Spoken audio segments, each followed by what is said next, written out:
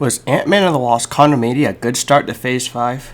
Let me just say, this movie isn't bad. There's a lot of things I liked, but after a mediocre Phase 4, is this the movie that should have kicked off the next chapter of the MCU?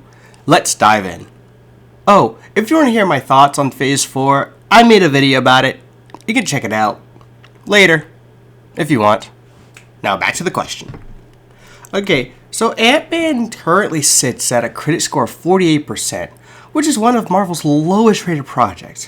When I saw this number, I just didn't know what to think. All I could do was hope that it was better than what the critics were saying. I have to say, it was. When I walked out of the theater, I was trying to figure out why it was so bad. I mean, the audience score is 84%, so I don't know why the critics seem to dislike this, and the audience seem to like it. If you have any thought about this, feel free to leave those down below. This is an Ant-Man movie, but at some points I think he gets left behind. I get that Janet has a history there with Kang and is guiding Hope and Hank around, but at a certain point in the movie, I was just sitting there thinking, what happened to Scott? Maybe Scott should have landed with Janet. I don't know. Kang was a great villain. The only other villain I think that comes close to him in the multiversal saga is Namor. If you have any other opinion, it's wrong. When Kang spoke, you believed what he said he was going to do. He wasn't just making empty threats. I mean, does he look like someone who lies? I wouldn't want to be in the same room as him, let alone speak to him. Hold this L, MODOK. Oh, and speaking about MODOK, how you lose to the same dude twice when you're the one who got the upgrade? Come on, man. MODOK was decent, though. He didn't have to be in this movie, but it was a nice introduction to him. I hope we could get him in the future, and maybe in another timeline. The visuals in this movie aren't the best, but they are decent. This movie looks great in 3D. It's not Avatar level of 3D, but it's still pretty good. The blue people, not the airbender. This movie starts with Scott reading his book on his life, and how it's been since the events of Endgame. I like this a lot as it shows how he's dealing with everything, and it kind of explains how everyone knew what happened in the Battle of Endgame. But what would have made this better is if he had a podcast. I know, a book can serve the same purpose, but in Miss Marvel, they said Ant-Man had a podcast. But it seems like he doesn't, so I don't know if they forgot about it or if they're retconning it. But I really hope we get to see this podcast in the future. After that, we see Cassie getting bailed out of jail, and from the trailers, I thought she was going to be a rebellious teen, but it turns out she was arrested while fighting for a cause. This is similar to Scott being arrested because of his involvement in Civil War, but this is to set up her character later on in the movie. And I was just thinking, when she got out of jail, I thought, why isn't her mom and stepdad here? But I digress. After this, we get some more explanation about what Cassie has been doing, and we find out her and Hank have been building some sort of quantum satellite. But Janet really wants them to shut it off, and she really wants everyone to stay away from the quantum realm. But if she is so concerned about this place, why did she send Scott there in the after credit scene of Ant-Man and the Wasp? Was it a different part of the quantum realm? Maybe a safe zone outside of Kang's reach?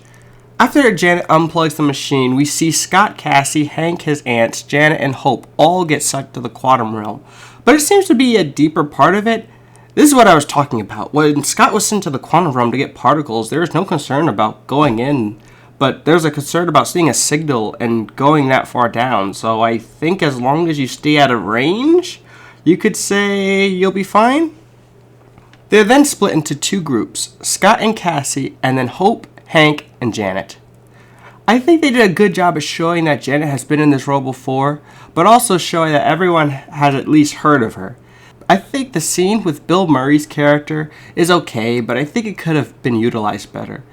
I did like how they dropped MODOK's acronym in this scene and how they set up both MODOK and Kang. It's kind of reminded me of Daredevil Season 1 when everyone referred to Wilson Fisk as him. Now, we see Scott and Cassie getting chased by this big creature, but are then saved by his group who are fighting against Kang. Once they are saved, they are taken to the headquarters and are told a little bit about Kang. But once Cassie mentions Janet, one of the head people of this group tells Cassie and Scott that they are putting the rest of them in danger. I think this was done well, but I don't get how everyone knows that Janet is the reason Kang got so far. Did Kang tell everyone? Did Janet? How do they know? Let me know down below if I missed something. MODOK then shows up and destroys and captures the resistant group. And we also find out MODOK is Yellow Jacket from the first Ant-Man movie. This would have been a really cool reveal if they didn't spoil it on the trailer. I mean, lately I've been watching these Marvel trailers and I go to the movie, and the way the scene plays out, the way the character says something, it seems like it was supposed to be some big reveal, but the trailer already revealed it. Comment down below if you feel this way. Oh, also in this scene, Scott wants to run and keep Cassie safe, but Cassie wants to stay and fight regardless if she gets hurt or not. This gets her and Scott locked in Kang's prison, but helps pay off her arrest at the beginning of the movie. Kang starts threatening Scott by hurting Cassie, and like I said, I think this was one of the best villains we've seen in Marvel so far. And like I said, if you have any other opinion, it's wrong. Cope.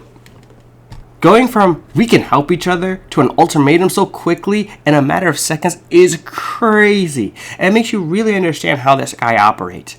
It's kind of like Namor when he first wanted to help the Wakandans, but then it quickly turned into a threat. Both Namor and Kang had an attitude of the more you mess around, the more you're going to find out. And the more they messed with Kang, the more and more dangerous he got. After that, Ant-Man goes and gets the power source for Kang so that he won't hurt Cassie.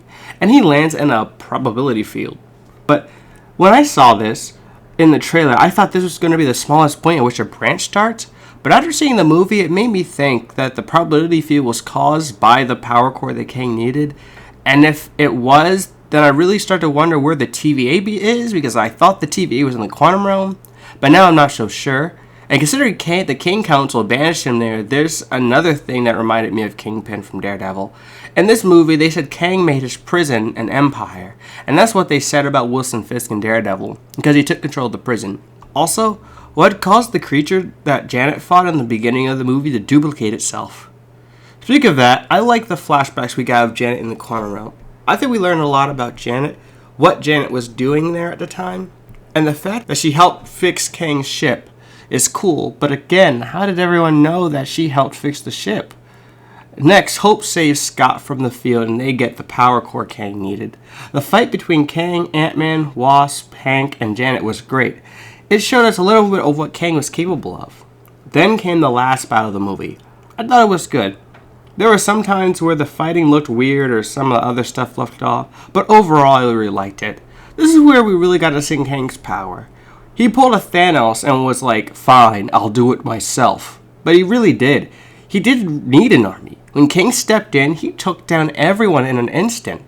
And one thing I noticed is that Kang always landed on his feet, while Ant-Man always landed on his back. I think this showed just how resilient Kang is, and that no matter what, he will not be stopped from completing his goal. So when I hear this guy has defeated multiple Avengers teams, I believe him.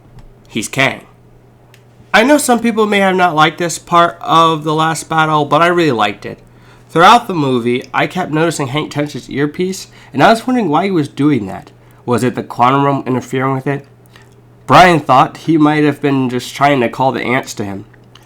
I was even wondering if they were going to bring it up, but in the end they did. An advanced army of ants came in and Ant-Man's side started to win again. I heard some people say the ants were introduced too late, but I think they were set up and paid off well. Let me know what you guys think. And finally, the fight between Ant-Man and Kang was amazing. His speech he gave while he was beating Ant-Man is absolutely crazy. And it's how you know your opponent doesn't stand a chance. And Ant-Man didn't. I liked how the only thing Scott could do was outthink him. Next, it cuts to him walking down the street and narrating, similar to the beginning of the movie. I think it cuts to this kind of abruptly, and I think there could have been a little more of a transition between these two, but overall, it's fine. They set up the idea of something bigger could be coming, and that's it. Going into this movie, I was expecting it to be an okay film, but nothing to blow me away. I gave this film about a 6, and Brian gave it a 7, so overall, I'll give this movie a 6.5 out of 10. Now, with all that being said, is this a good start to Phase 5? I would say it is.